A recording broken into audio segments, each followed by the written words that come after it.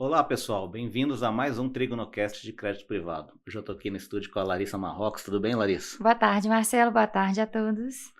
Muita coisa aconteceu no mês, né, Larissa? Muita coisa, muita novidade também. E também dos nossos fundos, né? Então a gente vai trazer aqui para vocês um material e nós vamos discutindo, né, o que teve aí de mais importante, né? Risco fiscal, hein, Larissa?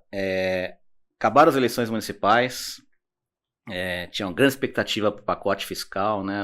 A mídia ventilou aí um número entre 30 e 50 bi e nada aconteceu até o presente momento, né? Exato. Então a gente vê a reação nisso ali, né? Tá bem claro aí no slide, né? A gente vê desvalorização cambial relevante, né? No mês, né?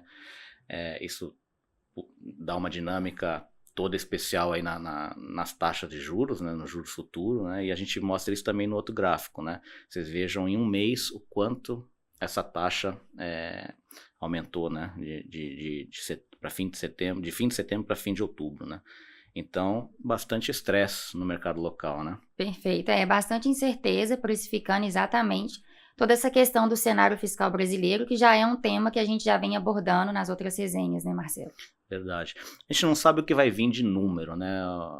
Você ventilou esse número aí entre 30 e 50, mas eu acho que o mais importante aqui é que venha algo estrutural, né? Algo que não seja só o pente fino, que o mercado fala de um número que tenha efeito apenas uma vez, né, de imediato, mas seja algo que realmente venha para ficar, né, em termos de gastos públicos, né? Exato. E lá fora também não foi muito diferente, né?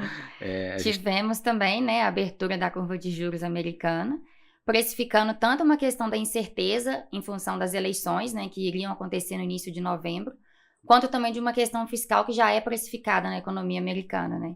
Por uma questão tanto de um risco inflacionário, quanto também por um déficit fiscal crescente. Exatamente. E o mercado antecipou muito o Trump Trade, né? Então teve inclinação das curvas, a gente viu a Treasury subindo de forma relevante aí 30, 40 bips, né, num mês, e de fato, né, protecionismo, tarifas, e realmente podem ser muito ruim aí pro mundo, né? E com certeza o que a gente viu ali na curva de juros brasileira tem também uma pitada do que aconteceu aqui nas Treasuries, né? Que obviamente que interfere também, né?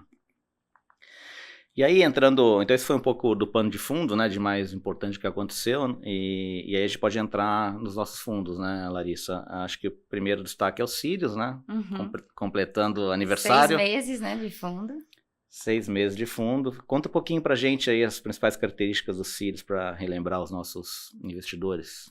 Bom, então o Sirius é o nosso fundo que investe aqui em ativos de emissores high grade, focando em instrumentos líquidos, né? Temos aqui investimento tanto em debêntures quanto em letras financeiras. É um fundo D+15, com liquidação em D+1, e que tem como objetivo bater o benchmark, que é o CDI, ao longo prazo. Perfeito. Na estratégia hoje a gente está com 123 milhões de reais, né?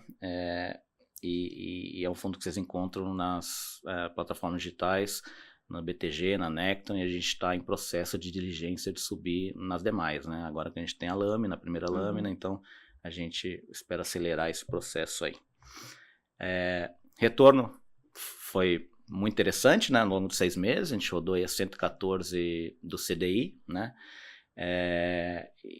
E poderia ter sido um pouco melhor se não fosse o último mês, outubro, né? Que foi justamente esse momento que a gente viu dos spreads abrirem um pouco, né? A gente sofreu mais na parte dos títulos bancários e nos papéis de empresas aí mais sensíveis ao aumento dos juros, né? Como vocês viram ali o DI futuro subindo, né? Obviamente tem grupos mais alavancados que sofrem um pouquinho mais, os papéis abriram. Então, em outubro a gente rodou 86,4% do CDI e no acumulado desde o início do fundo a 114,4% do CDI. Exato. E aqui só reforçando, né, Marcelo, acho que um ponto importante, essa abertura que a gente acompanhou ao longo do mês não é algo que preocupa a gente por ser algo pontual, né, e não um risco específico relacionado a algum emissor que a gente tem aqui em carteira. Exatamente, isso é um ponto muito importante, a gente vê essa acomodação dos spreads, a gente viu as emissões primárias muito mais tímidas, né?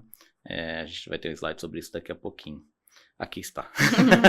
Então, o volume registrado das emissões foi bem menor, né, Larissa? Isso, obviamente, para as empresas é o melhor cenário possível, né? Porque a gente está com spreads realmente bastante estreitos, né? Sim. E um bom momento para emitir, um bom momento para as empresas alongarem suas dívidas, retirarem uma dívida mais cara e colocarem uma mais barata, mas tudo tem um limite, né? Os investidores se mostraram bastante racionais aí ao longo do mês e não entrando em qualquer emissão, né? Não aceitando qualquer taxa. Isso é saudável, né? Isso é bastante saudável. Mas diferente de outros momentos, o teu comentário é muito pertinente, porque a gente não vive uma abertura de spread por conta de uma crise, de algo em potencial, como foram outros momentos, como foi pandemia, como foi Americanas, a mais recente, né? Então aqui eu vejo como algo bastante saudável, né? O mercado, muitos fundos de crédito fecharam, né? Não queriam mais receber recursos para não comprometer o carrego futuro, né?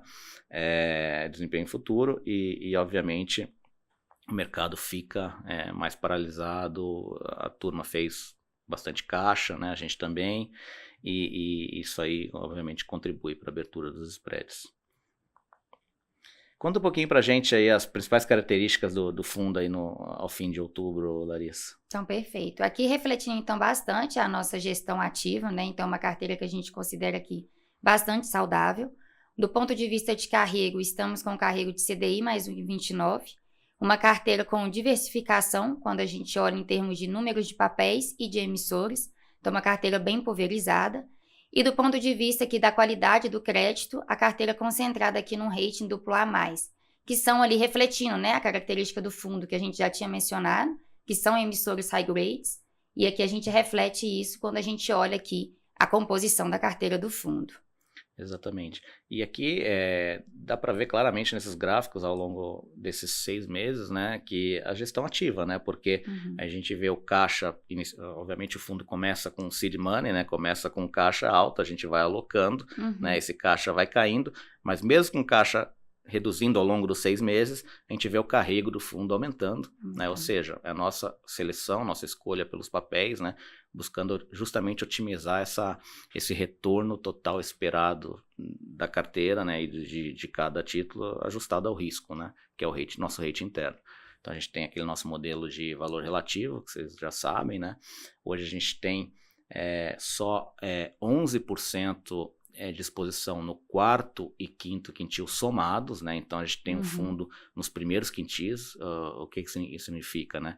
Que a gente está ali otimizando justamente essa relação de retorno total esperado ajustado ao risco, né? Ou seja, o mercado pode estar em um momento onde os spreads não são atrativos, está muito apertado, porém nós como gestores, nós temos que tomar decisões nesse universo, né? E o que a gente busca é justamente otimizar essas decisões, né? Buscar os papéis que estão relativamente mais atrativos. E até nesse ponto também, Marcelo, eu acho que é interessante a gente reforçar que mesmo os papéis que estão no quarto ou quinto quintis, não significam uma ineficiência, né? Ali muitas vezes pode fazer sentido e faz sentido, ou por uma questão de carrego, ou por uma questão ali de ter uma recompra favorável em determinado emissor, né? Perfeito, muito boa observação. E agora a gente pode entrar no Polaris, né? Polaris é o nosso fundo de debêntures incentivadas, né? Referenciado ao IPCA, a gente não faz o DAP para CDI, né? Ele tem um benchmark, o IMAB5, está com PL de 52 milhões, né? É um D30, tem 0,8 taxa de administração, com 20% de taxa de performance do que bater no IMAB5. Da mesma forma, está disponível nas plataformas digitais BTG, Necton e subindo também nas demais. E aqui a gente tem a questão, a gente sofre nesse momento, né, Larissa, por conta dos slides que a gente já mostrou no começo, né, que subsidiam aqui o entendimento, né, é uma questão estrutural, né, o duration dos papéis de infraestrutura são de longo prazo, né, são mais longos, são papéis mais longos, quando o IMAB5 são aqueles títulos públicos federais em IPCA, né, as NTNBs, com vencimento em até 5 anos. Então, a gente tem uma duration aí de 5 para 2, basicamente. 5 anos do fundo contra 2 das NTNBs que compõem aí o benchmark. E nesse momento de estresse, de inclinação, de ruído fiscal, o fundo apanha mais. Se a gente olhar ali, a gente já teve abaixo do benchmark ali em julho e a gente buscou muito rápido. Foi justamente quando teve aí uma questão mais favorável aí do ponto de vista de fechamento dos papéis mais longos, né? Então essa é a grande dinâmica aqui. Então a gente está rodando no mês passado a gente rodou a menos 0,44 contra 0,74 do benchmark.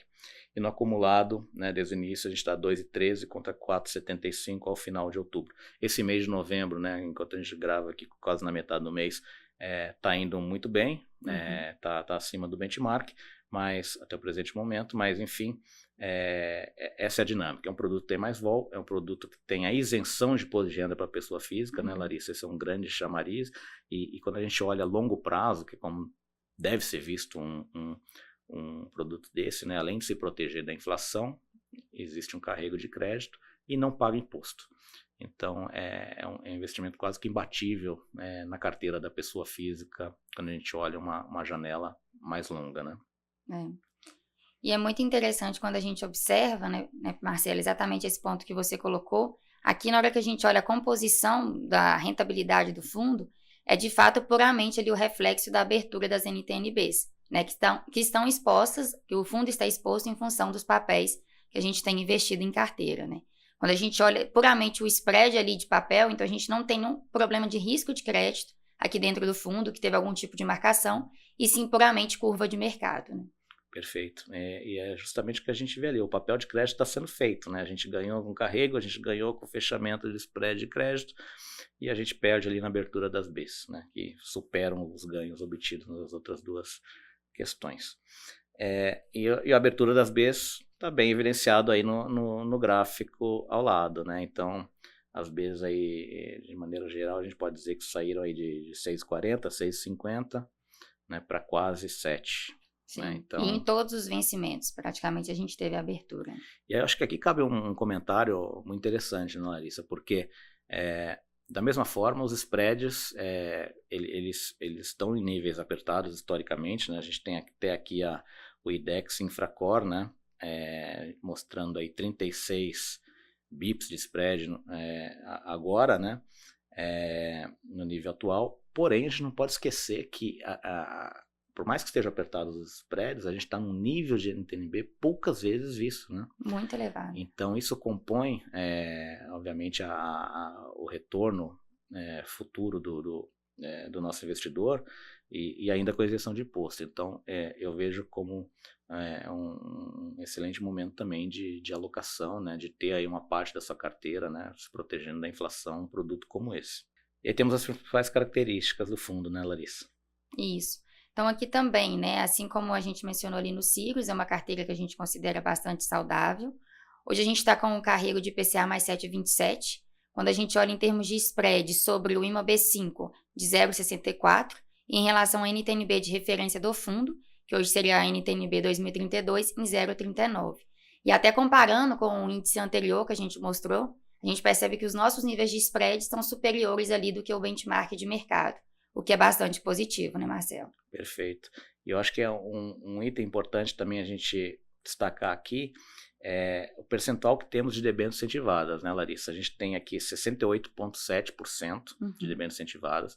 A gente é um fundo que está entre aquele intervalo de 6 meses a 2 anos, né? Quando chegar a 2 anos, a gente vai ter que ter 85% de debêntures incentivadas, né? Isso é regulatório. E a vantagem de estar nesse período é justamente que a gente pode alocar uma parte importante do fundo, né, relevante, em ativos não isentos, que eles têm mais prêmio do que os ativos isentos. E sem perder a isenção tributária do fundo. Perfeito, sem perder a isenção tributária do fundo. Então é isso que a gente tem feito, né? Por isso que a gente tem ali também letras financeiras em IPCA, né, bancária, em exposição a grandes bancos, os bancos muito sólidos, e aí a gente captura um excelente spread, um nível muito maior do que tem hoje no próprio mercado aí de debênture incentivada. Exposição setorial, não tem muita novidade, né, Larissa? Temos ali uma diversificação e optando também por os setores que estão mais relacionados à infraestrutura. Então, energia elétrica é o que a gente tem maior exposição, hoje com 32% da carteira do fundo, seguido de transporte e logística com uma representatividade ali de 13%. Perfeito. E esse mercado não consegue escapar muito de energia elétrica, né? A maior parte das emissões é do setor, é um setor que precisa fazer muito investimento, né? De longo prazo, né? Então, realmente, é aí que se concentram os debêntures incentivadas, né? E acho que é isso. Você quer destacar mais alguma coisa? Não, acho que é isso. Eu acho que o único ponto aqui que eu acho que é válido reforçar, apesar do mercado que a gente mostrou ali no início um pouco incerto, né? Principalmente pelo panorama fiscal, estamos bem otimistas com os dois produtos, tanto o Sirius quanto com o Polaris. Agradecemos a confiança e continuamos à disposição. Bom, gostaria também de deixar um convite a todos, né? No dia 25 de novembro, às 7 horas, né? A gente vai ter a nossa live mensal, né, Larissa? Onde a gente vai fazer um update do mercado de crédito e também contar sobre esses 6 primeiros meses do lançamento do Trígono Sirius, né? Então, participem, né? Vocês estão convidados. É isso. Obrigada a todos. Muito obrigado. Até a próxima.